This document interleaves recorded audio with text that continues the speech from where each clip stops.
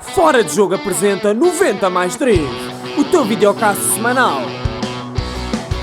Os mágicos Toto, Quinto e Rabassa, soltinhos para mais uma emissão.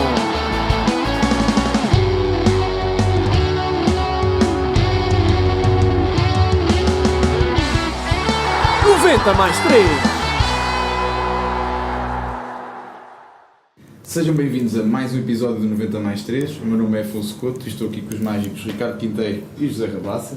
E hoje temos a honra de ter aqui connosco Pedro Cardoso, que está a jogar em casa. Completamente. E numa casa que celebrou agora recentemente as Bodas de Ouro, não é? É uma casa mítica da gastronomia portuguesa, aqui no Solar dos Presuntos, que todos vocês devem conhecer, obviamente, e que já foi e é o sítio predileto de refeições de muitas figuras, não só do futebol, como da política, como das artes, e não só portuguesas, como também estrangeiras. E, portanto, é uma honra para nós estar aqui e agradecer ao Pedro por nos receber aqui. Para os Solar dos Presuntos também, e é uma grande honra ter-vos aqui à RFM, é sempre um prazer. Muito obrigado. Antes de começarmos, o Ricardo faz sempre uma pequena apresentação do convidado. Vamos embora. Espero que gostem. Quantas páginas? Eu tenho essas páginas todas. Boa noite, meus amigos. Hoje temos connosco Pedro Cardoso e estamos no Solar dos Presuntos, como disse bem o Afonso, uma casa que celebrou em outubro 50 anos. Este magnífico restaurante começou com apenas 18 lugares, só com funcionários minhotos, e hoje já conta com cerca de 500 lugares e 145 funcionários. O Pedro é filho do Sr. Evaristo, seu mestre, e da senhora sua mãe, Dona Graça, nascidos em Monção, mas começaram a namorar já em Lisboa, quando trabalhavam no restaurante Márcia Condessa, que é a madrinha do Pedro. Cresceu no restaurante da sua madrinha, acompanhava a sua mãe nas idas à praça de manhã e ficava muitas vezes na cozinha da Márcia Condessa a brincar à tarde. Em menino tinha o sonho de ter uma discoteca e o seu pai e um sócio, antes do México 86, chegaram a comprar o Kremlin. Nasceu católico e benfiquista, jogou rugby no Benfica como avançado de segunda linha e cresceu numa família benfiquista, até ao dia em que o senhor seu pai e o senhor Abílio Fernandes o levaram a assistir a um Sporting Porto, ofereceram-lhe uma gaita e uma bandeira e o Pedro saiu do estádio Sportingista. Mas quando viu o filme Pantera Negra, no Politeama, alusivo ao King, Eusébio, ainda ponderou voltar para o lado encarnado. Não gostava de hotelaria, nunca pensou que a sua vida passaria pela restauração, tanto que confessa que só passava no restaurante para ir buscar dinheiro para o cinema. Pensava sim em seguir engenharia química, mas uma conversa com a professora Lídia fez-lhe perceber que o seu futuro passava pelo Solar. E pelo que me disseram, também não gostava muito de estudar, era um bocadinho cábula. Antes de ir para o Solar, pelo que nos contaram, ainda foi monitor numa colónia de férias, onde ganhava 10 contos, mais 3, com o que o seu pai lhe pagava aqui no restaurante.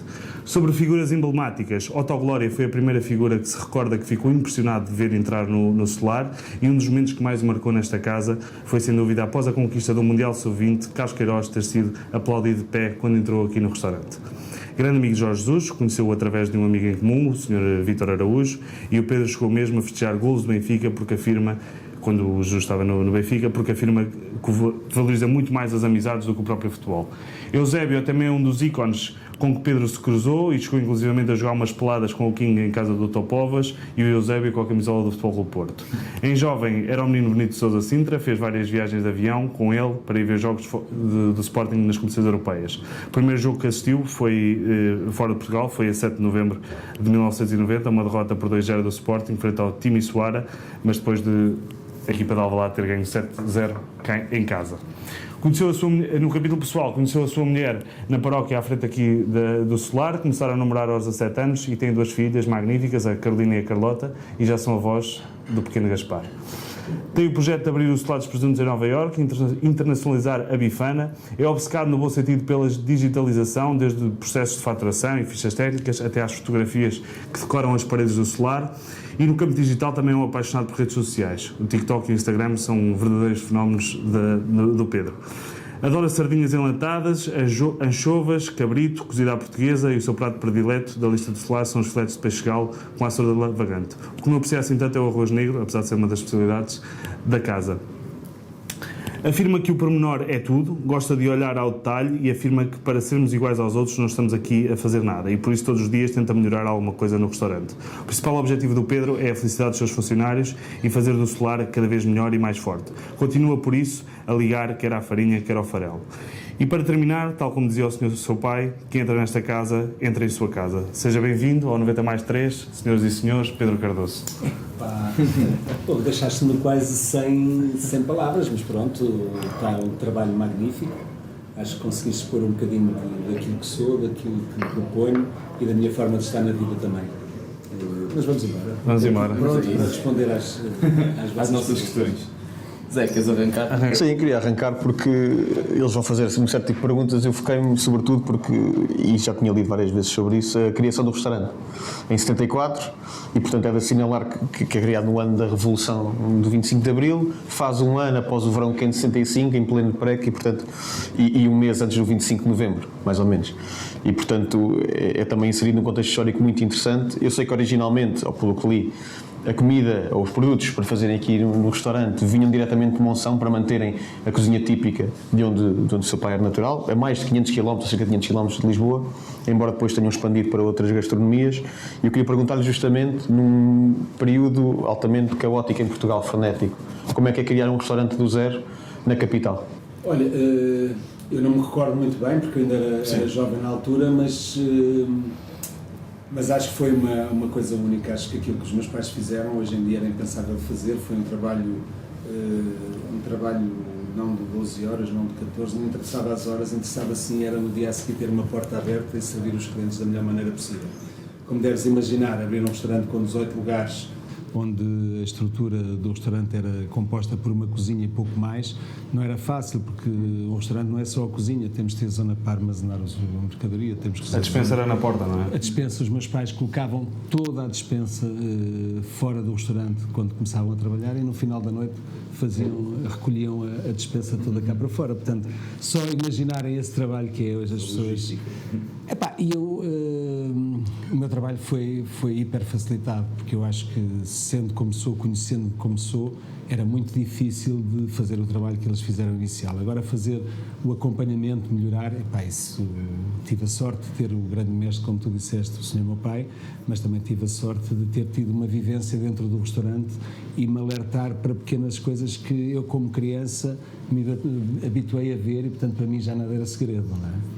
E isso foi uma das minhas maiores valias, embora meu pai sempre me disse: tu devias ir lá para fora para ver como é que se trabalha, não sei o quê, não sei o que mais. Eu disse: pai, mas eu não me interessa nada como se trabalha lá fora. O que me interessa a mim é perceber como é que o pai começou, passar-me essa informação para mim e eu tentar melhorar aquilo que posso melhorar. E foi assim um bocadinho o nosso princípio.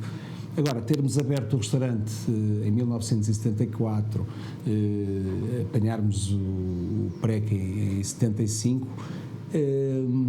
nós tínhamos 18 lugares, portanto não era uma dimensão como é hoje em dia, e gerir um restaurante de 18 lugares não é assim também muito difícil, derivado da localização que nós estamos, já ao conhecimento que o meu pai, ao reconhecimento que o meu pai tinha através da Márcia Condessa, através, sei lá, dos outros trabalhos onde ele teve, na Salmar, na Brilhante. Portanto, tinha um capital de clientes muito grande, e portanto foi esse capital de clientes que ele conseguiu trazer para aqui, conseguiu sobreviver a essa época. E os Solados Presuntos, não te sei explicar porque sempre trabalhou em contraciclos. Quando havia crises, os Solados Presuntos mantinha-se e continuava a crescer, que sempre foi assim. Tanto que o maior investimento foi agora recentemente no período de pandemia. Foi investimento na pandemia. Nós sofremos muito, tivemos uma sorte tremenda, porque nós projetámos a obra para o restaurante abrir exatamente, 7 meses, 8 meses da pandemia, não sabíamos o que é que ia acontecer. E veio a pandemia e nós dissemos: o que é que vamos fazer agora? Adaptar-nos às circunstâncias que tínhamos, fazer comida para fora, mas nunca copiar nada, fazer tudo à nossa imagem, colocar os nossos trabalhadores, todos eles, a fazerem a entrega da comida na casa dos clientes. Isso para nós era uma valia tremenda. Porquê? Porque os clientes, e o Joaquim, que é um dos meus melhores empregados, entregar a comida à casa, eles abriram: Joaquim, entra, anda para a cozinha. E portanto os laços mantiveram-se, e o retorno que estamos a ter agora também tem muito a ver com o trabalho que fizemos nessa pandemia. Entretanto, vem a segunda vaga e nós tivemos que optar em fechar o restaurante e encerrarmos o restaurante durante 7 meses para fazer a conclusão da obra. Apressámos os tipos da construção e correu. Para nós foi ótimo, porque não tivemos que fechar o restaurante numa altura em que estaríamos a trabalhar em grande, não é? E a obra está à vista também? Sim, eu acho como português, eu digo sinceramente, como vocês devem imaginar, e todos nós, e principalmente na vossa área, eu na minha área, tenho sempre o cuidado de, antes de ter feito a obra, de visitar vários restaurantes, e vários restaurantes que são considerados dos melhores restaurantes, tanto europeus como mundiais. E posso-vos dizer, e como português, tenho um orgulho tremendo que não conheço nenhum restaurante no mundo que tenha a estrutura que nós temos, desde termos uma zona de tratamento de gorduras do edifício, desde termos os lixos climatizados, desde termos aquários de marisco, desde termos garrafeiras, desde termos entradas para os nossos funcionários diferentes das entradas dos clientes, desde termos a entrada de mercadoria também diferente dos clientes, os circuitos de lixo, tudo como deve ser.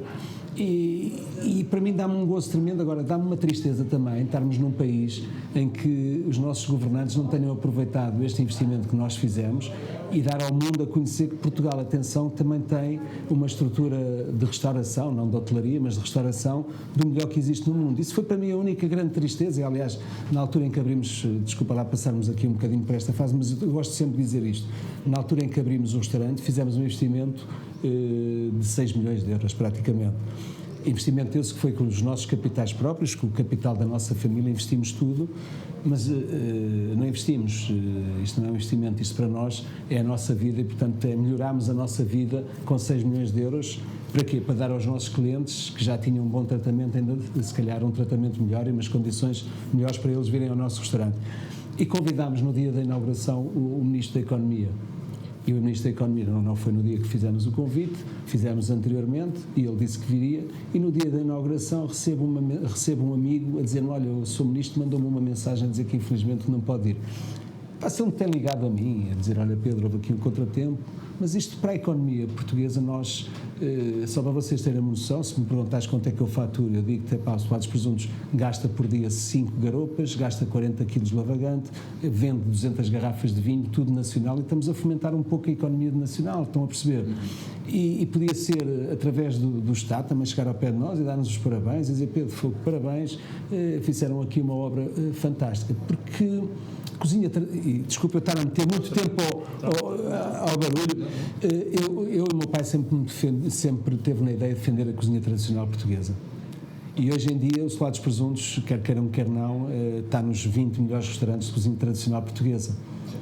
E o que é que eu vos queria dizer sobre isso? Se fosse um chefe estrangeiro que viesse para Portugal e fizesse um investimento de 6 milhões de euros na restauração, era holofotes por todo lado. Como foi a cozinha tradicional portuguesa, os Solados Presuntos, que abriu um restaurante novamente com um investimento de 6 milhões, foi tratado simplesmente como se nada fosse, e fosse uma coisa normal, que não é uma coisa normal.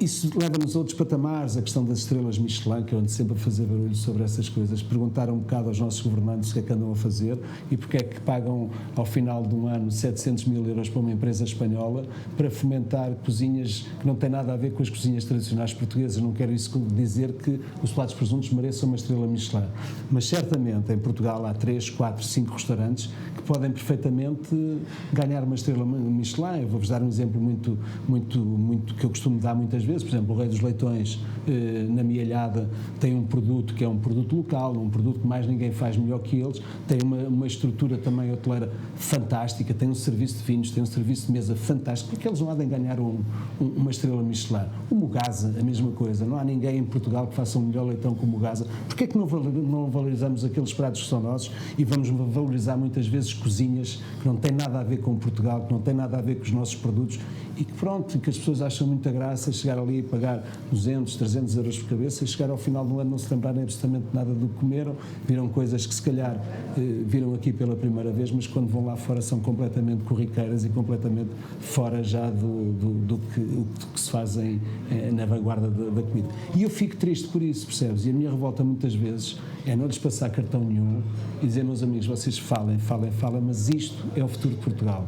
A restauração, a comida tradicional portuguesa, a nossa forma como tratamos o peixe, a carne e o marisco, é o caminho certo e é por aqui que devemos seguir. Agora, vamos sim alertar os nossos jovens que é por aqui que também devem pensar, não é? Ir para as escolas hoteleiras e pensarem nas cozinhas de fusão, nas cozinhas de autor.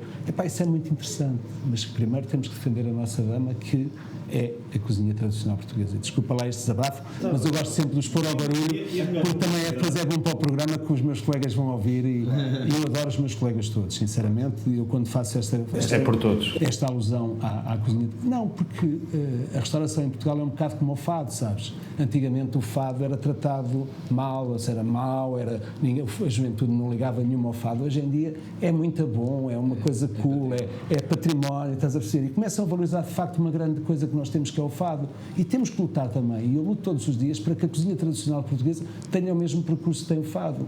Percebes? Porque não é qualquer pessoa que toca guitarra ou qualquer pessoa que canta fado. Uma artista pode cantar muito bem música pop, mas chega ao fado e não funciona. Estás a perceber o que eu estou a dizer? E é a mesma coisa que a cozinha tradicional portuguesa, porque qualquer cozinheiro agarra numa ficha técnica de A mais B igual a C e faz umas bolinhas de explosão, mas não consegue fazer um arroz de cabidela porque aquilo não existe, o A mais B igual a C. Tens... Não é uma fórmula química. Não há fórmulas químicas, há o sabor, há o olfato, há o produto de qualidade. Por isso é que os meus colegas de restauração não abrem restaurantes de cozinha tradicional portuguesa, porque não há as tais ditas fichas técnicas que qualquer, desculpem o termo, isto não é para ofender, qualquer maçarico faz, percebes?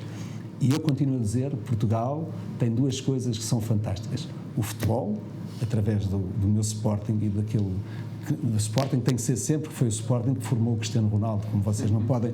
Isto é incontornável e podem dizer o que quiser. Sporting, depois vem o Cristiano Ronaldo, depois vem o fado e depois vem a cozinha tradicional portuguesa. Meus amigos... E Fátima também. E Fátima também. E Fátima, como é lógico, se não for Fátima, nós morríamos todos. Com os disparates que a gente faz à vez, temos de ter lá em cima uma luzinha que nos inspire, não é? Portanto, e é um bocado isso. Agradeço-lhe o testemunho e a melhor publicidade... Desculpem. Não tem nada a dizer. A melhor publicidade que tem é ter o restaurante sempre cheio e isso é o sinal que os portugueses, e não só, estão consigo e valorizam, sem dúvida, este magnífico espaço. Nós valorizamos certamente. Nós certamente somos clientes. Não, e sabes, 50 anos. Nós começamos a ver 50 anos em Portugal restaurantes que estejam na vanguarda como está o Celado dos Presuntos. E porquê? Porque o Celado dos Presuntos sempre teve o mesmo objetivo: servir bem, serviço de qualidade, não ser disparatado nos preços. As pessoas dizem: o Celado dos Presuntos é caro. Desculpem lá, mas eu também como em muito lado. Eu vou a restaurantes do mesmo nível do Solar e se calhar nós recebemos menos 30% ou 40% do valor médio de refeição. Não aumentou os preços há muito tempo também? Não, porque isso também é um sinal que as pessoas também nos reconhecem sobre isso. Há várias questões na restauração, por exemplo, a questão da gratificação. A mim choca-me, não havendo uma medida comum, porque é que há uns restaurantes que metem gratificação na conta, outros não metem, ninguém se entende, é uma atrapalhada tremenda. O cliente deve deixar, com certeza que deve deixar, mas não deve ser obrigado a deixar. Percebem o que eu estou a dizer? Se todos nós fôssemos por esse caminho, que eu acho muito bem, mas devia de ser uma medida, não só uma medida implantada pelo nosso governo, dizer assim, tem que haver uma taxa para os empregados, porque nós precisamos de empregados para trabalhar. Isso é factual, mas antes de termos esses empregados é preciso investir na profissionalização dos empregados, acabar com aquela paranoia que toda a gente tem um curso superior. Eu não tenho um curso superior. Deve haver cada vez mais aquilo que havia antigamente, as escolas de preparação, as escolas técnicas de preparação.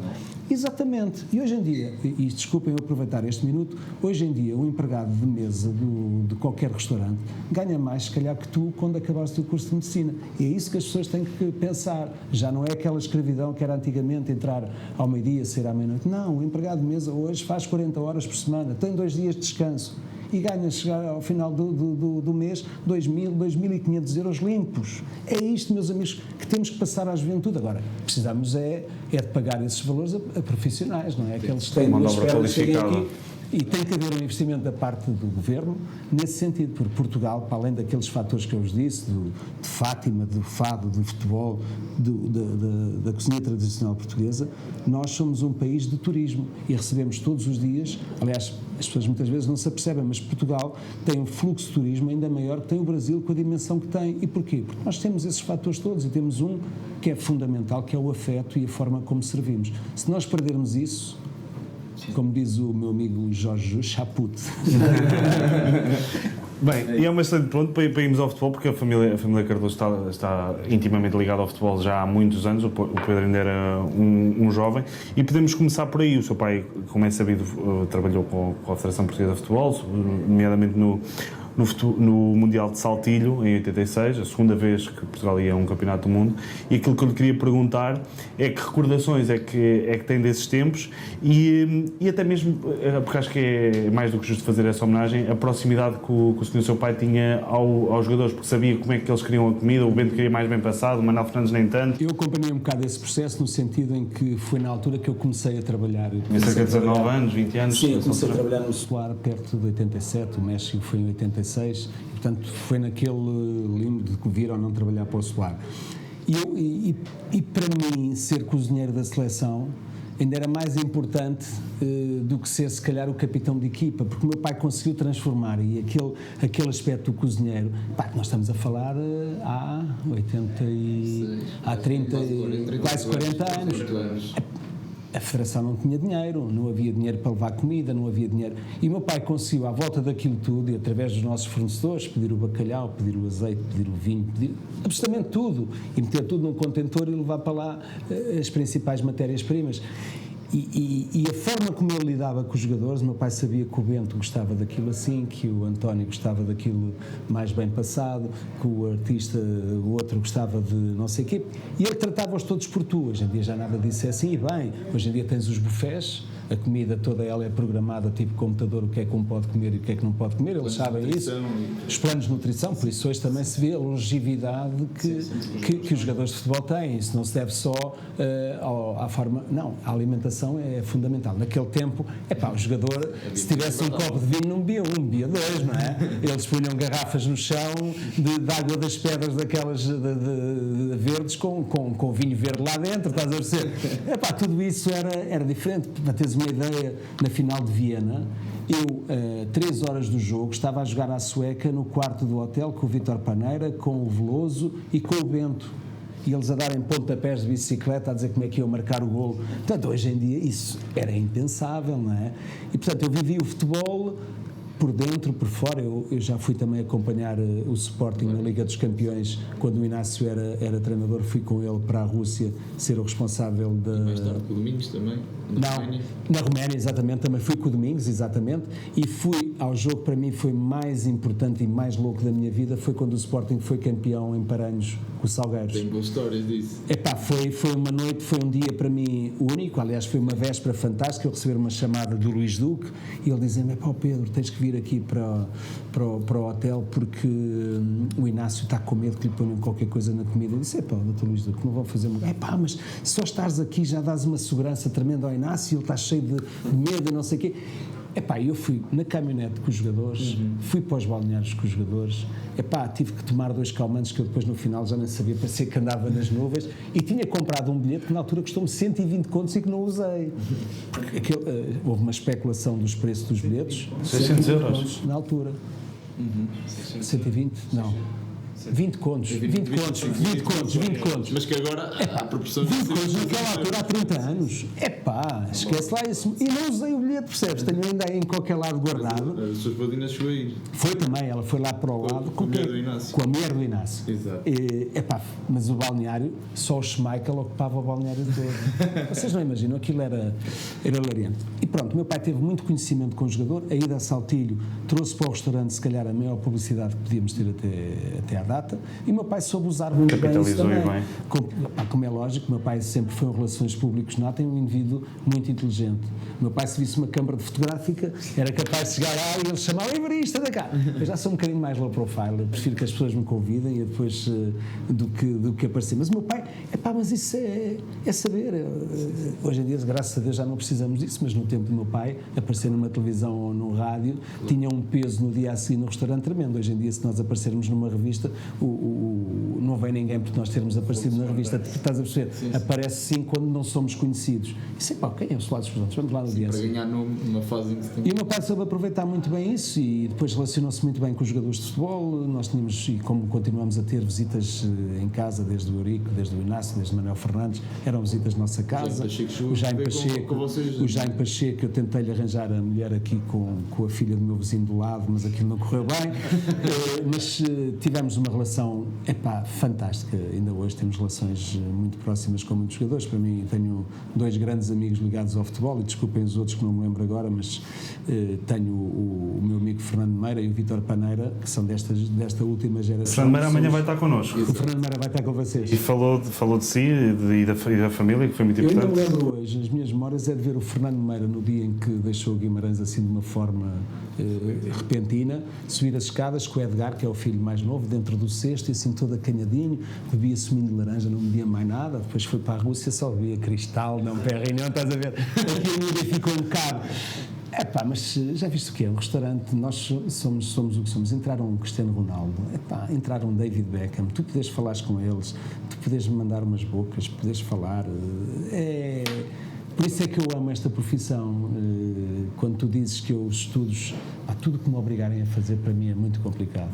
Agora, quando me dão asas para eu fazer alguma coisa e alguma liberdade e ter também algum dinheiro para o fazer, que tive a sorte do meu pai ter capitalizado muito dinheiro e poder-me dar a hipótese de falhar e de inventar e de corrigir. Nós na hotelaria, se não tivermos algum fogo, algum fundo de maneira, é complicado. Por exemplo, nós hoje não poderíamos ter aqui esta entrevista, eu tinha que pôr lá fora porque esta mesa tinha que estar a trabalhar, estás a perceber?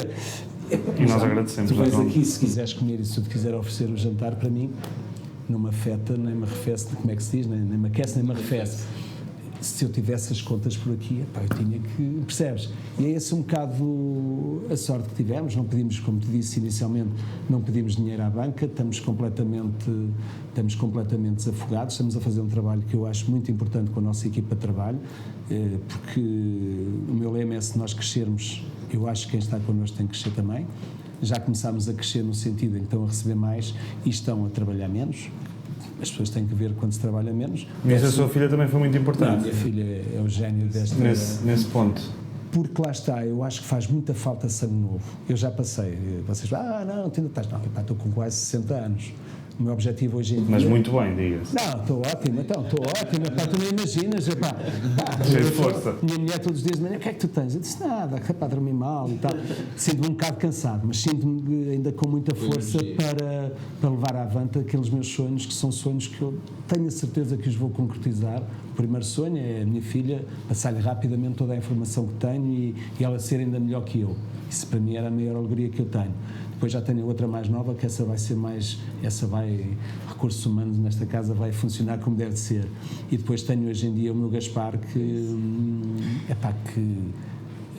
olho para o Gaspar e vejo um bocado aquilo que eu fui quando era criança. A minha filha não o quer pôr para já no infantário enquanto ele não falar, porque diz: vai para o infantário, ainda o tratam mal, e depois ele chega a casa, não me sabe dizer o que é que aconteceu. E então montámos um infantário lá em cima com o objetivo de criar o meu neto e de criar também os filhos dos funcionários, se eles o quiserem. E o meu neto vai nascer dentro do restaurante, eu todos os dias pego nele, vamos à garrafeira, vamos ao aquário, vamos cumprimentar os clientes, vamos cumprimentar... E passando que não, as memórias vão ficando. Ele olha para um peixe hoje e um dia mais tarde já sabe que peixe é que é. E portanto tem o percurso... Vai crescer neste meio, não é? Neste ambiente. E depois vem aquele cliente que hoje tem 20 anos, quando o meu Gaspar tiver 10, ele vai ter 30 e vai se lembrar: Gaspar, lembras-te? Isso é fantástico. Eu não vou obrigar, como é lógico, mas tenho a consciência que se o Gaspar quiser ser o maior da restauração em Portugal, não tenho a menor dúvida que tem aqui a melhor escola possível. Tem uma mãe fantástica que lhe pode dar as ferramentas que eu lhe der também para ela e transmitir. E para mim, como tu deves perceber, nós fizemos uma festa de 50 anos no Solar que para mim foi espetacular. Não convidámos ninguém, convidámos toda a gente, só veio quem quis. E quando nós olhámos para as pessoas, eram todas elas conhecidas e estavam todas elas à vontade, percebes? E deu-me um gozo tremendo. E agora o meu sonho é: já viste o meu neto, quando tiver 50 anos, pode estar a fazer os 100 anos do Solar? Isso para mim dá-me um gozo tremendo e uma pena também tremenda de não poder estar certamente a acompanhar nos cenas, mas isso é a coisa mais normal. Mas ele está lá em cima, ali no meu sofá, por cima das nuvens, a dizer: grande Gaspar, assim é que é. E isso é...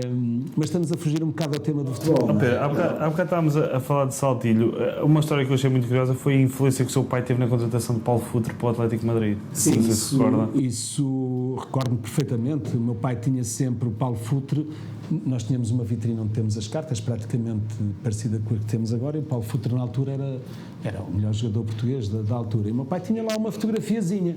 E entra um médico de Madrid, que o meu pai não conhecia, o meu pai era sempre a falar, e disse, eu sou médico, eu sou, olha, conheço bem o presidente também do Atlético de Madrid.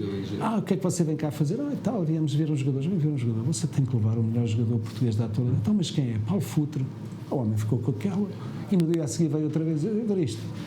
Paulo Futre, como é que a gente chega lá? Ele está no Porto, a gente vai tentar. O meu pai ligou para alguém e sabia que ele estava no Porto e diz, olha, ele está no Porto, quer lá ir? E meteram-se num táxi, foram para o Porto. Entretanto, reuniram. E quando foram reunir com o Pinto da Costa. E quando chegaram à porta, vem a primeira mulher do Pinto da Costa e disse, Evaristo, está bom e tal? Tudo bem, olha, por causa do Paulo Futre, entra, olha, mas o senhor, se faz favor, Sr. Evaristo, olha, você percebe é de sardinhas e de futebol, quem percebe é o meu marido, e portanto, a partir daí, mas foi o meu pai que fez a ponte. Foi uma história, e com certeza o meu pai percebe é de sardinha, não percebe nada de transações de jogadores, essas coisas todas, cada macaco no seu galho, e o meu pai soube respeitar isso, mas ficou. E a Solar apadrinhou muito, não só essa. Nós temos histórias aqui, histórias quando veio para o Sporting, Fernando Gomes, nós temos histórias das transferências do Paulo Sousa do Benfica para o Sporting, o Rui Costa também. O seu pai foi o primeiro a saber que o Rui Costa ia ser titular da equipa principal e que ia ser para a Tinha um grupo muito interessante, era o Rui Costa, salvo erro, o Paulo Sousa e o Paulo Madeira. E eles eram miúdos, 19, 17, 18 anos, vinham para aqui, almoçavam e depois jogavam. Isto era preços baratos na altura que eles podiam acompanhar e jogavam. Lerpa. Não, Lerpa não. Jogavam aqueles jogos tipo o Monopólio, essas coisas assim, jogos de mesa. E há um dia que o Rui Costa chega ao pé do meu pai e diz: Evaristo, estes gajos estão malucos, o que é que se passa? Não é que me convidaram, não, chamaram para ir para a equipa principal, fazer um jogo na equipa principal. E pronto, para tu veres um bocadinho a relação que se cria aqui assim. Vocês chegaram agora, tínhamos ali o Morita, não é? O Morita é das pessoas que eu mais gosto. Primeiro, nota-se perfeitamente que é boa pessoa, que vive num país que não tem nada a ver com a realidade do país dele, não fala nenhuma língua e conseguiu se adaptar da forma como se adaptou. E, portanto, é preciso ser de facto muito grande para conseguir fazer isso em campo e fora do campo, não é? Ele movimenta-se em todo lado, sim. Mas como esse, o Sporting não é... Porque são vários os jogadores de Sporting que vêm cá, normalmente. Sim, praticamente todos. Não vêm mais porque Alcochete, parecendo que não, afasta-os um bocado. Eles moram praticamente todos na Aroeira e Lisboa, praticamente ninguém mora. Portanto, para virem aqui tem que vir mesmo. Antigamente não, antigamente era diferente. Tínhamos muito mais portugueses também, mas o Sporting de facto não me surpreende, porque nós somos muito grandes, mas o Ruben Amorim e principalmente o presidente fez um bocado aquele trabalho que o meu pai fez também, que foi começar agregador. Agregar, dar qualidade, dar condições de trabalho, dar estrutura. Eu posso desaparecer, o meu chefe de cozinha, se quiser ir embora amanhã, pode ir embora, percebes? Porque os Solados Presuntos não vai parar. E essa porquê? Porque tem uma estrutura já bem preparada, qualquer pessoa me pode substituir a mim, como pode substituir o meu chefe. Percebem o que eu estou a dizer? Já não se vai sentir tanto esse peso, e por isso é que eu acredito piamente que este miúdo que lá está, que vai fazer um trabalho igual, vai ser difícil, porque o Ruben conseguiu colocar o Sporting num patamar bastante elevado. É um predestinado, dá poucos. Mas não mexer muito na equipa, os jogadores estão com ele, que isso é o fundamental. Nós não podemos mexer muito nos Solados Presuntos, porque temos a nossa equipa de trabalho connosco. E eu sinto isso, eu sinto qualquer passo que dei aqui dentro, eu dou juntamente com a minha equipa de trabalho e sinto a coesão. E no Sporting isso é notório, portanto acho que o Pedro também é um pouco um presidente ou um treinador dentro desta casa. Eu aqui não sou presidente, não sou o primeiro-ministro. Eles falam, estou na altura da decisão, quem é que toma sou eu, estás a perceber? Há bocado fiquei curioso para não perdermos o tema, porque deve haver grandes diferenças entre o que os jogadores, já acompanha várias gerações de futebolistas, o que é que os jogadores almoçavam ou jantavam há 30 ou 40 anos e hoje. Já agora perguntava, o Iocas é sabido vem cá tantas vezes, o que é que ele costuma pedir? O que é que ele come para correr assim? Podem dizer assim, não, hoje em dia são profissionais até na mesa. Não bebem, fumam a xixa. Por amor de Deus, quer dizer, fumar xixa, se fosse o Iocas fumava xixas todos os dias, porque aquilo dá um resultado fantástico. Na mesa são hiper regrados. Álcool, como já disse, nada. peixe grelhado, peixe cozido, epá, comem, conto muito uma sapateira toda descascada, é a única coisa, percebes? Agora não vão para os cozidos, não quer dizer que isso não seja bom, mas são agrados e sabem, então tu vês o caso mais premente do Cristiano Ronaldo, quer dizer, o Cristiano Ronaldo é um atleta fora e na mesa, quer dizer, não há... Que é isso? Que é que ele Sim, é para o mais normal possível, peixe grelhado. Mas há uma história de uma garrafa de vinho, penso eu. Essa história, para mim, foi a primeira vez que o Cristiano me deu liberdade para lhe dizer alguma coisa que eu achava que devia ter sido dita. Eu sou muito terra a terra, sou um bocadinho parecido com a minha mãe é muito desbocada, e eu às vezes digo coisas que o que é que eu fui fazer, o que é que eu fui dizer. Foi numa das salas privadas do restaurante, era a assinatura, tinham assinado o contrato com a Nike, e ele veio almoçar com o Jorge Mendes e com mais 2 amigos deles, e sentou-se à mesa e pediu-me Vega Sicília. Eu tenho Vega Sicília. E disse para o Cristiano, mas que grande desilusão. E o gajo dizer ao Cristiano Ronaldo que grande desilusão, e disse, aquilo que eu fui dizer. E o gajo deu-me hipótese, mas o que é que o senhor quer dizer com isso? O Cristiano, peço desculpa, não era para ofender, mas você como português deve beber vinhos portugueses, e nós temos vinhos, já não falo no Barca Velha, já não falo no Peramanca. Ele deu-me hipótese e disse, então, o que é que achas que eu devo beber? Eu disse, vais beber um Douro Bois. Douro Bois? O que é isso? Douro Bois, não sei se sabem, posso-lhes dar um bocadinho. Douro Bois é uma mistura dos 4 melhores produtores do Douro. Crasto, Valado, é o Vanzeler, e está-me a faltar um, e Newport, ok. Juntam nos melhores anos, nos anos 20 de vinho do Porto, dão a melhor pipa que têm e fazem um blend daquilo tudo e fazem garrafas de 1,5 litro. E é o vinho preferido do David Beckham. O David Beckham sempre que vem cá, leva e bebe. E eu disse, e vinhos caríssimos, são vinhos mais caros ainda que o Barca Velha. Eu perguntei, Cristiano, então, mas não conhece? Não, então deixa estar que eu vou-lhe pôr uma garrafa no seu carro. Eu ofereci-lhe a garrafa. Tudo bem. Então, mas diga-me o que é que a gente vai beber hoje? Eu disse, vais beber uma legacy, um legado. Legado?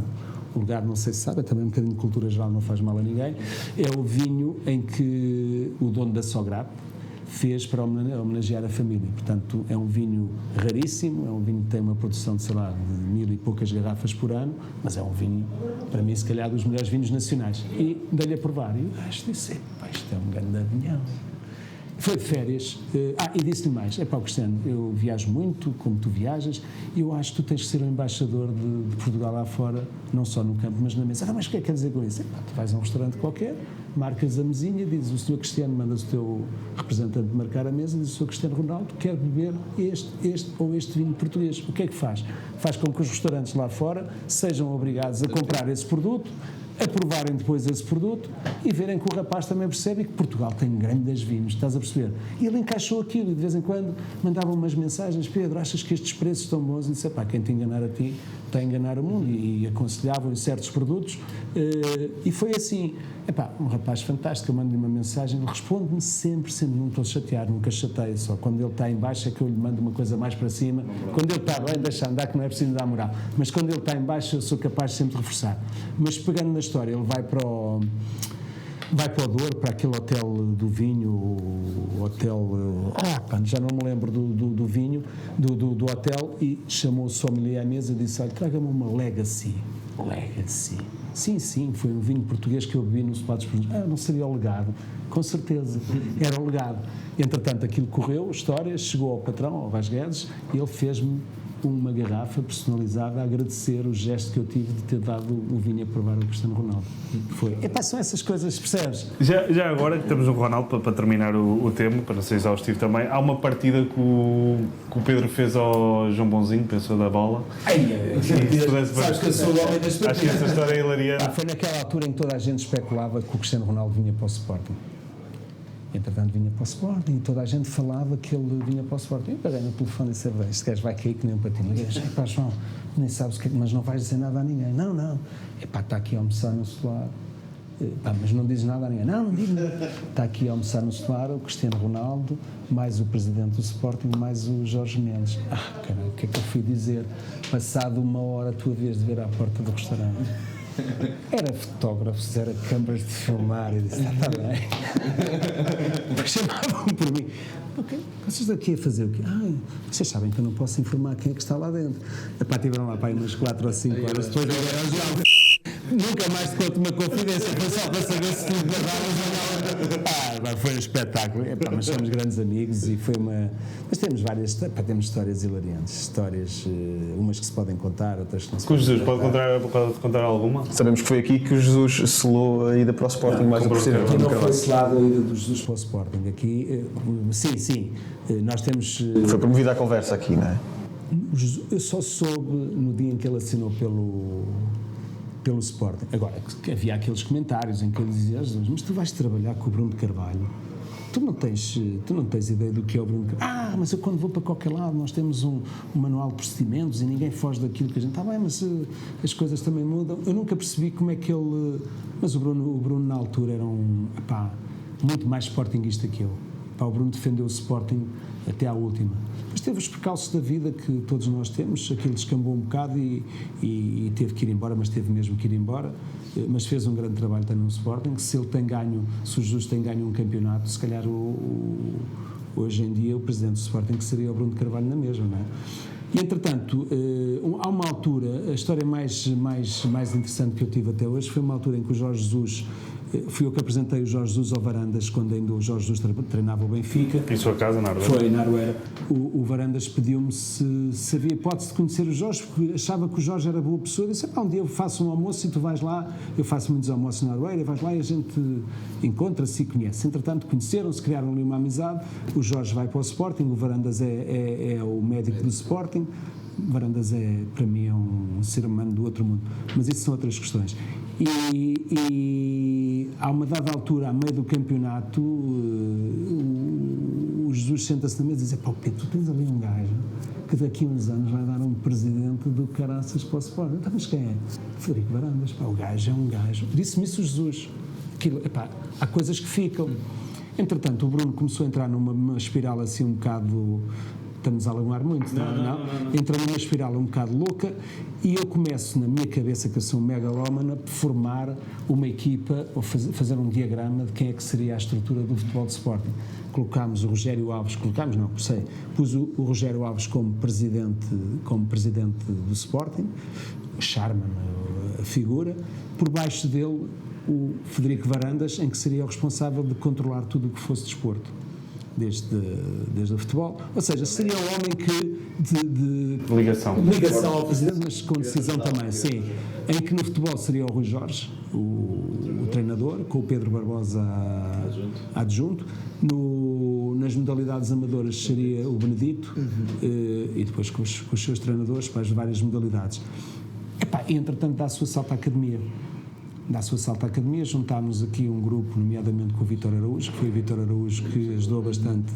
As histórias são essas, e as pessoas que quiserem dizer o contrário, quando dizem que o Varandas traiçoou o Bruno, não é verdade. O Varandas nunca a traiçoou. Agora, houve uma conjuntura que foi propícia a esse acontecimento.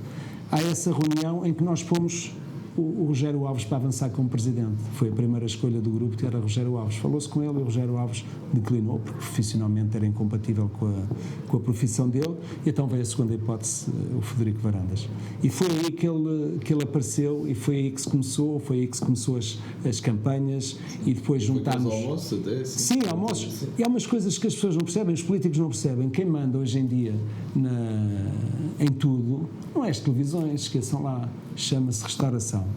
E as pessoas que sejam inteligentes, isto ficam a aprender, políticos, as pessoas que sejam inteligentes e queiram ganhar alguma coisa, alguma notoriedade, têm que falar com os donos do restaurante para começarem a passar essa informação aos clientes e dizer: já sabes disto, já sabes daquilo, já sabes daquilo. Foi o que fez com o Rui Costa e Jorge Jesus quando se dizia que estavam chateados. Exatamente. Nós somos, hoje em dia, antes de uma eleição, já sabemos quem ganhou ou quem perdeu. Nós temos a noção do que é que os clientes dizem, do que é que... Sabes o que eu estou a dizer? E ao contrário, também podemos contrapor outras coisas, estás a perceber? Vê lá isto deste lado, vê lá isto daquele lado. Estás a perceber? E, portanto, meus amigos, os homens da restauração, quando quiserem ter alguém na vida, contactem-nos, que eu tenho um grupo porreiro para fazer essa... E há bocado estava a falar das partidas que gosta de fazer, mas eu sei também de nem digo partida, foi mais um golpe que fizeram, eu chamava-lhe até o golpe dos árbitros falsos. Eia. Acontece porque essa também. Eu era um naif da primeira espécie, coitadinho, na altura foi mesmo quando eu comecei a trabalhar, se calhar 2, 3 anos, recebo uma chamada em que uma senhora, telefone analógico, como é lógico, Relações Públicas do Sporting Clube Portugal, olha, era para avisar que os árbitros vão fazer o jogo do Sporting, a seguir ao encontro vão jantar aos lados dos presuntos. Não tem problema nenhum, depois a conta, se faz favor, envie para o Sporting. Tudo bem, eu vou ver o jogo, o Sporting jogou bem, ganhou e tal. E depois aparecem-me, vim trabalhar, fazia sempre ir ver a bola, era à tarde, vinha trabalhar à noite. Os tipos bem e tal, cumprimentei bem, sentei na mesa, tudo à grande, lagosta. Eu comecei a olhar para eles e comecei a descansar, não me parece. Estás a perceber? Não... Tinha de ver o jogo, acho. Tinha de ver o jogo. Os gajos fizeram aquilo tão bem montado, no final, obrigado e tal, então não esqueça de mandar a fatura para o Sporting. Eu disse, estou descansado, afinal eram mesmo eles, isto era da minha cabeça. Tudo bem. 2, 3 dias a conta nada, eu agarro no telefone, queria falar com alguém das Relações Públicas do Sporting, lá me passaram a chamar, olha, é uma conta que está aqui pendurada no lado do conta, sim, dos árbitros, não, só deve estar enganado, não estou mandados para aí ninguém. E foi um daqueles golpes bem dados, hoje é fácil. Os novos pareciam árbitros. E eu também tenho rindo na altura, estás a perceber o que é que tu vais fazer, vais dizer que não são, Hoje em dia já temos uma certa tarimba e o meu pai nisso era o meu pai fazia coisas que eu ficava louco a olhar para ele, mas com certa razão. Temos uma altura, um jantar do embaixador, não sei o quê, cheio de 9 horas, que a gente nem sabia quem era, e no final da conta a senhora levantou-se e disse, olha, o senhor embaixador pode ficar a dever a conta que ele não trouxe carteira. E o meu pai, com uma lata do caraças, virou-se para a senhora, olha, eu que saiba, na mesa deve haver muito amigo dele. Eu não o conheço de lado nenhum, peço aos amigos que não se importam. O meu pai defendia-se, estás a perceber? Com uma... E bem, porque... tinha razão, naquele cenário. Sim. Mas isto é um mundo de aprendizagem, todos os dias temos histórias tão engraçadas para contar, coisas que acontecem hilariantes. Mas nessa altura, quando ligavam, nem conseguia ver o nome. Exatamente. Outra que é gira, na altura dos cartões de crédito, ainda vocês se calhar não eram nascidos, os cartões, passava-se o cartão de crédito, depois havia uma máquina que fazia assim, estás a perceber? E se o valor passasse os 20 contos, tinhas que ligar para a Unicre a pedir um código de autorização. A conta passava aos 20 contos, eu liguei, minha senhora, olha, o número de cartão é este, tal, e ela do outro lado diz-me assim, olha, faça-me um grande favor, com certeza, parta-me o cartão em frente ao cliente, que o cartão é roubado. E digo, minha senhora, eu faço isso, e depois se ele me der um tiro, o senhor não tenha problema que nós temos seguro. Com certeza, dei logo o cartão para o homem, são aquelas coisas que todos os dias há aqui cenas giríssimas, cenas... Há pouco falou do Beckham, é incontornável, foi um dos clientes mais... uma das figuras, o maior nome que passou por esta casa, e muito bem. Tem alguma... Eu sei que mesmo quando ele passa pela Europa gosta que enviem comida para o avião. Tem alguma história, uma particularidade que tenha vivido aqui com ele? Se quer partilhar connosco? Só o ver é impressionante. Eu tenho um grande problema, eu falo fluentemente francês e o meu inglês é muito... Percebo perfeitamente o que eles dizem, agora falar do cada calinada, percebes? E não me permite ter um diálogo muito fluente com ele. Agora, por exemplo, o Depardieu, os franceses que vêm aqui, para mim é e os gajos dizem, mas o senhor é francês? Não, eu não sou francês. E porquê? Porque a minha mãe, não tendo dinheiro na altura, colocou-me a mim e a minha irmã no liceu francês. E nós no liceu francês, na altura, não se falava nem uma palavra em português. Tu entravas de manhã até à noite, só falavas francês e francês. Eu chegava a casa muitas vezes para falar português, via-me aflito, porque o chip virou. Portanto, fiquei com muito, e com a entoação francesa, essas coisas todas, e quando temos possibilidade de falar com os franceses, para mim dá-me um gozo tremendo, e portanto é a minha pecha. Digo-te sinceramente, eu sou o que sou hoje, sou um hoteleiro que sou, não interessa se sou bom, se sou mau, mas se tivesse facilidade em falar inglês, ainda tentei, a minha filha, pai, está há uns 20 anos, eu vou-te arranjar uma professora e tal, e sabes como é que és tudo, aquilo que tu disseste é verdade. A professora veio para aqui e começou-me a falar em verbos, em não sei o que, eu disse, minha querida, desculpa lá, mas esse não é o caminho, ou falamos e começamos a ver o inglês de outra forma, agora se vamos para verbos e para, não consegui, não atinei com ela.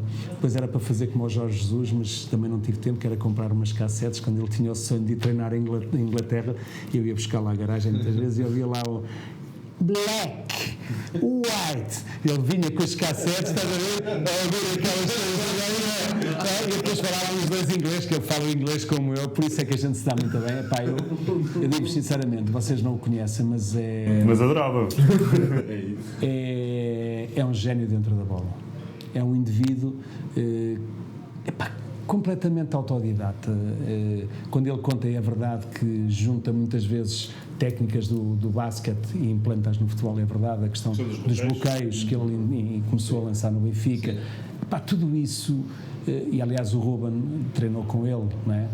Mas conseguiu, são duas pessoas completamente diferentes. O Ruben olha muito à parte, eu vejo o Ruben muito parecido comigo e vejo o Jorge Jesus muito parecido com o meu pai, no sentido em que o Jorge Jesus é self-made, não é? Ele fez, autofez-se, não é? Autofez, o meu pai é um inventor nato, e o Bruno conseguiu perceber como se faz e depois escolheu os melhores caminhos, os caminhos do relacionamento mais com os treinadores. Não quer dizer que os jogadores com o Jesus não tenham um bom relacionamento, estás a perceber? Mas são formas. O Jorge Jesus, quando contratou a estrela que o Sporting contratou, como é que ele se chamava, já não me lembro, mas contratou uma grande estrela para o Sporting, e os primeiros treinos o tipo começava na linha e o gajo, olá, exatamente, olá, tu és pescador? Eu disse, não, mister, não sou pescador. Então, larga-me a linha, pá, começa aí para o mercado. Estás a dizer? A forma como ele... Fez isso ao Coentrão, perguntava-lhe se tinha jogado no Real Madrid. Pá, mas o gajo é um gênio. Mas é mesmo um gênio. Tu falas com os jogadores, como eu falo, o Júlio César, uma altura, diz-me, pá, Pedro, teu amigo, fogo. O gajo consegue descobrir, quando eu chuto a bola da baliza para a frente, se eu na noite anterior estive nos copos ou não. O gajo é um gênio do caralho. Só a bater da bola, estás a perceber? E nós temos aqui, já recebemos aqui quase mais de 40 convidados, muitos deles jogaram com o Jorge Jesus e todos os que jogaram todos os treinaram, foram treinados com o Jorge Jesus, dizem que foi o melhor treinador. Sem exceção, todos os que foram treinados. Os 2 primeiros anos do Jesus são sempre fantásticos. Depois começa a haver a saturação, porque a carga que ele imprime, tanto é no primeiro dia como no terceiro ano, e as pessoas flipam, não é? Quer dizer, sempre aumentar a intensidade, sempre não sei o quê. Os gajos não têm, estás a perceber? Eles às vezes são primadonas, não querem trabalhar muito, e o Jorge... No caso do Jesus, ele está 6 anos na primeira passagem e até no quinto e no sexto tem mais sucesso, portanto... Eu digo, a grande tristeza que eu tenho é não lhe terem dado a oportunidade de ter treinado um grande clube europeu, um Real Madrid, um Barcelona. Epá, porque, tal, ele não sabe falar inglês, não vai para a Arábia falar com quem? Quantos brasileiros estão lá? 3, então como é que fala com os outros? Vai para a Turquia, foi para a Turquia, como é que ele falava com eles? Estás a perceber? Mas acha que foi muito por essa parte? Foi só por essa pessoa. Mas chegou-se a colocar essas possibilidades, chegaram-se a colocar ao Jorge Jesus ou não sabe? Não. Claro que sim, mas se calhar colocaram-lhe oportunidades de fulanos da vida ou qualquer coisa do género, estás a perceber? Não, o Jorge Jesus também é o que ele diz, eu vou para onde quero ir, hoje em dia... E ganhou esse estatuto. Claro. E o facto de não ter agente, acha que foi muito prejudicial? Não, porque ele não precisa da gente. Não, mas no caso desse desbloqueio para um clube de primeira linha europeia? Sim, e podia, se fosse agenciado por um Jorge Mendes, estaria mas o Jorge, como tinha procura de clubes, aparecia-lhe um clube, é este clube que eu quero, ele liga para o advogado dele, é isto, eu quero isto, assim, resolve. Portanto, não havia grande... Agora, se tivesse um empresário tipo o Jorge Mendes, certamente... no mercado. Sim, e começou muito tarde, eu acho que o Jorge começou muito tarde. Ao invés Sim, chegou ao Benfica com 50 e muitos anos. Exatamente. Sim, portanto, o Ruben vai ter um percurso, se Deus quiser, fora de série. E é grande... E temos que o trazer ao Solar, uma vez por todas. O Ruben nunca veio aqui. E depois eu começo... Quer dizer, veio quando jogador. E tenho uma fotografia dele na parede, com a mãe dele e com o meu pai. Mas como treinador, veio o Covid, eu perguntava se ele precisava de alguma coisa, tentava que ele viesse cá. Nunca teve... Porque ele também saía pouco, ok? Mas foi sempre aquela pecha que eu acho que nos Então vamos lançar o apelo, queremos o Ruben no Solar. Foi daquelas tristezas que eu tive não ter podido receber numa casa que tanto bem disse ti, que fui das poucas pessoas. Eu tenho no meu telefone mensagens, quando ele assinou pelo Sporting, no nosso grupo do Sporting, tudo a mandar vir, que era um disparate tremendo. Não! As pessoas têm que perceber que hoje em dia um treinador de futebol tem que ser a pessoa mais bem paga do plantel. Ok? Hoje em dia, fazeres uma transação de um jogador de 10 milhões de euros uma coisa banalíssima, e buscar o Ruben Amorim por 10 milhões de euros é perna-se, como diz o nosso JJ. Sim. E cada vez vai ser mais comum pagar-se pelos treinadores. Claro que sim, treinar-se. Mas este tipo de treinadores que abrem também esse caminho. Agora, não é comum ir buscar um treinador que poucos jogos tinha feito na primeira linha, mas ele sabia o historial do Ruben, ele sabia o trabalho que ele tinha feito no Casa Pia, ele sabia o trabalho que estava a fazer no Braga, e ele sabia que o Benfica criou a todo custo, só que ele não criou o Benfica, e portanto... Que era a B. Não era a B, não, porque ele é um rapaz, segundo consta, é um rapaz que tem, é por aqui. Ele quando diz, eu só jogo com ponta de lança, só quero Paulinho, ok, percebes? Mas depois viu o Guiocas. Depois viu o Guiocas. Não, depois viu o Slimani, foi buscar o Slimani, aquilo não correu bem, e depois é que veio o Guiocas, não é? Mas durante muito tempo ele dizia que era o Paulinho e só via aquele perfil de ponta de lança. Sim, mas ele gosta de ter o grupo de trabalho na mão dele e não gosta que hoje venham buscar um e que amanhã ele estava na equipa B, a equipa A podia chamar podia mandar para a equipa B aqueles que não interessa nada à equipa. Isso para ele não interessa, ele tem que ter o grupo de trabalho deles e o grupo de trabalho percebe perfeitamente a linguagem dele, sabe qual é o caminho e era assim que ele queria trabalhar e foi assim que deu. Disse que queria ir para o United e era esse o caminho que ele seguia. Claro, mas isso aí eu percebo tudo, só não percebi aquela viagem o ano passado, se ele tanto queria ir para o United, porque é que o ano passado foi para um avião, não sei para que clube foi, para um... não, isso é a única coisa que eu não percebi até hoje, percebes? Uma pessoa que sabe que está no melhor clube do mundo, que é o Sporting, pode trocar por o segundo melhor clube do mundo, que é o Manchester, isso eu não tenho a menor dúvida. E reparem bem, o projeto do Manchester é exatamente o mesmo projeto do Sporting. É pegar numa equipa completamente diferente. E com outro poder de fogo, não é? Com outra capacidade financeira, com outra capacidade de atrair jogadores. Uma pessoa que perceba de futebol e uma pessoa que ponha aqueles meninos a jogar a bola. Eles têm lá um jogador que para mim foi dos melhores jogadores que passou por sempre no Sporting. Não, esquece o do meio campo. O Uruguai, O Garte. E ele agarrando um do Ugarte, porque o Ugarte é que é as peças fundamentais hoje das equipas, é os jogadores defensivos do meio campo e nós vemos... Exatamente. E o Ugarte, ele sabe quem é o Ugarte, vais ver como ele vai começar a pôr o Ugarte e... É um jogador que conhece e vai limpar muita coisa ali. Sim. Vai precisar de tempo. Então, isto dizendo que o Ruben não veio cá, acredito que tenha sido, se calhar, talvez o único que não assinou aquele Quinta da Vacaria que tinha em especial. É verdade. Tenho a minha Quinta da Vacaria assinada por todos. Menos pelo Ruben. Até o João Mário, que nesse ano foi para o Benfica, obriguei a assinar a garrafa de campeão. Portanto, só falta a assinatura do Ruben, mas estou certamente convencido. Vou lá ver este episódio e vem cá assinar, nem que seja só assim. E daqui a 20 anos acho que o Ruben vem treinar novamente o Sporting, porque o João Pereira vai fazer agora 7 anos no Sporting, depois há de vir outro, e ele quando acabar há de vir ao menino dos olhos dele, que é o Sporting. E este foi o melhor Sporting que viu jogar na sua vida? Sem dúvida nenhuma. Sem dúvida nenhuma. Não, se calhar que o Jorge Jesus também viu o Sporting muito parecido. O 15-16. Sim, o que eu gosto de ver numa equipa de futebol, eu não percebo nada de futebol, percebo ver o que é um fora de jogo. Agora, se tu me perguntas, vamos jogar com 3 defesas ou com 4 defesas, se isso é bom, se é mau, isso eu não sei nada. O que eu sei é que gosto de olhar para aquilo e dizer assim, fogo, isto é uma equipa que se nota que há trabalho, que há um ponta de lança, que há 2 sempre ali no mesmo lado, que os 3 do meio campo são sempre os mesmos. Não é como antigamente víamos no Sporting, não percebíamos nada daquilo, e ali há filosofia de jogo, há apontamentos que se nota que há trabalho. E o Jorge conseguiu fazer um grande trabalho. Fomos roubados, como toda a gente sabe, isso só o tempo agora nos tribunais é que vai ser decidido, mas o Sporting ganhou um título que foi dado ao Benfica. Lembra-se, não lembra? O 15-16 que se fez, do Breno Ruiz.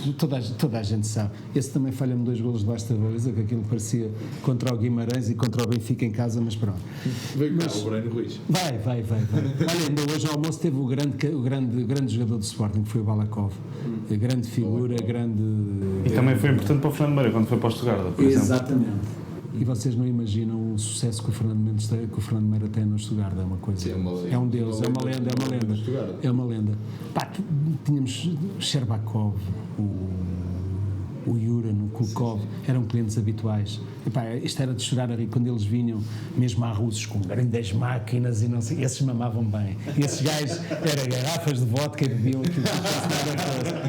E pronto, tivemos o azar que o Sherbakov podia ser um grande jogador, mas são aquelas memórias que nos ficam. Bom, eu queria só, estamos a caminhar para o fim, em relação ao...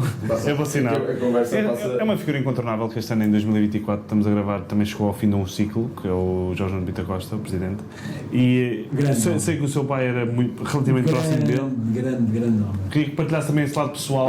Jorge Nuno Pinto Costa conheço desde criança. Há uma coisa que eu queria dizer, mas não vou dizer, porque é uma inconfidência nossa que temos, Claro. Mas sempre foi um indivíduo com um sorriso fantástico, com uma consideração tremenda pelo meu pai e pela minha mãe, e eu acho que ele tinha como é que se diz, uma coraça.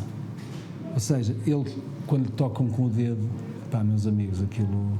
Agora, quando és afável com ele, com a educação com ele, exemplar. E depois é um indivíduo com uma conversa acima da média, sabe um pouco tudo, tem uma cultura geral brutal, tem uma memória brutal, e temos grandes amigos em comum. Um dos meus maiores amigos é o Dr. Fernando Povas, que foi o homem que tem acompanhado sempre o presidente o ex-presidente, que para mim é sempre um presidente, nesta fase mais complicada da vida dele, e a dizer dele só bem, não tenho a dizer nada de mal, mas o futebol tem que mudar, o futebol não podia ser o que era antigamente, não.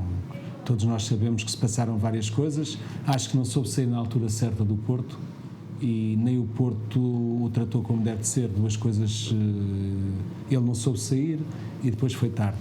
Mas acho que o futebol tem que mudar, e acho que está no tempo em que, principalmente o presidente do Sporting e o presidente do Porto, têm de facto aquilo que se pretende para o futebol, um discurso.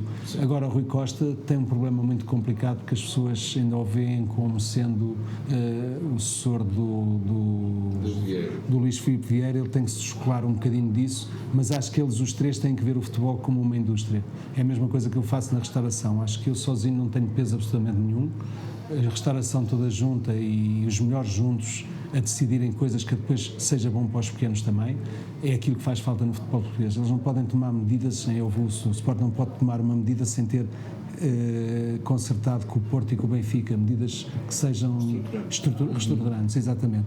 E portanto acho que relativamente ao Sporting e ao Porto, acho que esse caminho está. E agora o Benfica tem que se definir, tem que haver eleições, e que o Rui Costa tem que ser mesmo ou não ganhar essas próximas eleições, porque aquilo está muito complicado também, e acho que uma coisa que vai acontecer ao Porto, eu vejo perfeitamente o Varandas conseguir chegar ao pé do presidente do Porto, do André Vilas Boas, e prestar-lhe alguns serviços que sejam necessários fazer. Isso é que eu acho que é importante fazer, porque o futebol, sem um Porto forte e sem um Benfica forte, não tem interesse. Se olhar como um produto, todos ganham. Exatamente. E durante muitos anos não houve três grandes fortes ao mesmo tempo. Claro, isso é fundamental, não só três grandes, mas termos também os clubes de baixo estão a ficar muito em baixo. Hoje em dia já nem se discute se o Sporting vai ganhar fora ou não, porque já vimos que as equipas são muito fracas, não é? Exatamente. E portanto precisamos que o Braga forte, um Guimarães forte, um Rio Ave forte, um Porto forte. E é isso um bocado que eu espero do nosso futebol, que mude um bocado nesse aspecto.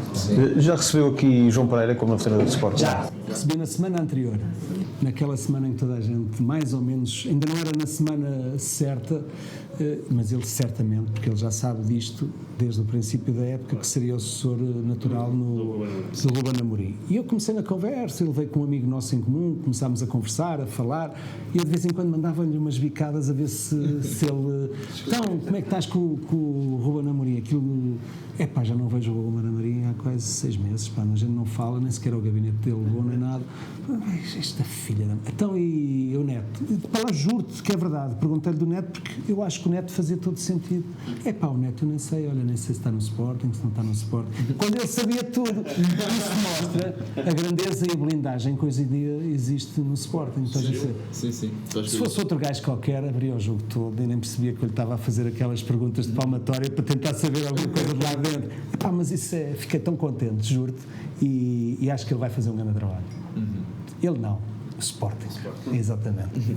E eu ia lhe perguntar agora assim, umas perguntas até mais para finalizar, assim mais leves, que era qual foi o jantar mais improvável que o Solar já recebeu? Assim, mais fora da caixa, com personalidades mais... ou até um grupo assim... Não, foi o último da Rainha de Espanha. Foi aquele que... que mostrou mesmo que somos um grande restaurante. E que o Pedro ia pôr a mão. Quando eu lhe ia pôr assim a mão, me veio segurança e disse: sim, mas Pedro, ainda faz um bocadinho, portanto a minha mão está abençoada. Mas isso são aqueles momentos que são marcantes. E depois falamos a mesma língua, não temos a separação do inglês.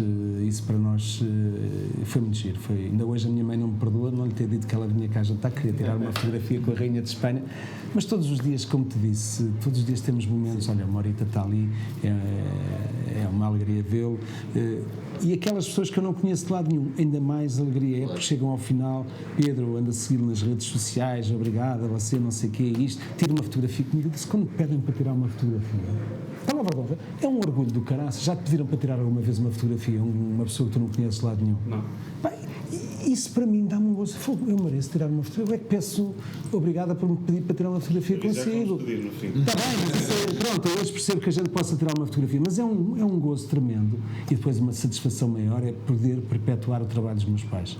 Isso para mim é que me dá um gozo enorme, e termos feito aquele mural lá fora do Vils e deixarmos, isto pode ser muito bom ou muito mau, não interessa, mas aquilo para a história vai ficar ali e vamos perpetuar duas figuras que foram únicas na cidade de Lisboa. Acho que é a melhor forma de terminarmos. É isso. De certeza? Eu lhe só perguntar se alguma vez pensou no melhor 11 de jogadores que aqui passaram pelo restaurante. Já. Já pensou? Já. Queres que eu te diga? Então, agora.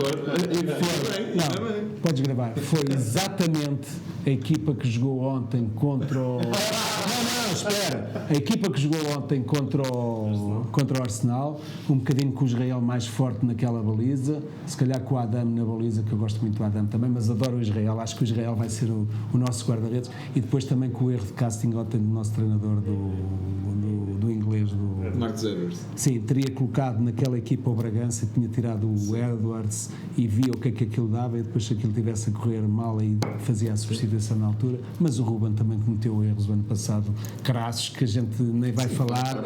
Aquela final da taça, se fosse treinador de futebol, não tinha feito aquilo que ele fez quando foi expulso. Desculpa lá, Ruben, isto é taticamente. Aquela substituição quando é expulso o Santos Justo. Foi Santos Justo que foi expulso? Não, o Diomandé. Não, foi Santos Justo. Nós estávamos a jogar com 4 centrais. Não é? Passávamos a jogar com 3 e no meio campo ele não ia tirar o Morita, nunca. O Morita era a peça fundamental e nós ali perdemos completamente a ligação ao ataque e foi o que foi. Tinha o medo também na baliza, inexperiente. Mas a gente não precisa de guarda-redes, aquela equipa é tão boa, aquelas bolas nem chegam lá. Israel, desculpa, mas olha, adoro o Adam, está bem? E acho que não sei se tem mais alguma pergunta. Não, só se o Morita quiser vir dar uma lá. Mas ele não pode. Vou-me lá despedi-lo. Ele não pode. Meus amigos, desculpem qualquer inconfidência. E façam um favor de ouvir este podcast e arrasem-me como costumam arrasar. Muito obrigado. Foi um gosto enorme foi um prazer estar aqui também. connosco e receber-nos. Nós agradecemos imenso. E agora, meus amigos, vamos ao melhor desta reportagem, que vamos jantar os 5. Maltinha, até a próxima episódio. Obrigado, RFM. Obrigado aos lados presuntos. Venham, vale mesmo a pena. Obrigado. Um abraço. Até para a semana. 90 mais 3 é a bola a girar, o quinto o Couto a cruzar e o Rabassa a converter. 90 mais 3, indivíduos sensatos, soltinhos e pacatos até o clima ferver. E à medida que a semana nos vai dando muita trama, é o fora de jogo que está no 90 mais 3.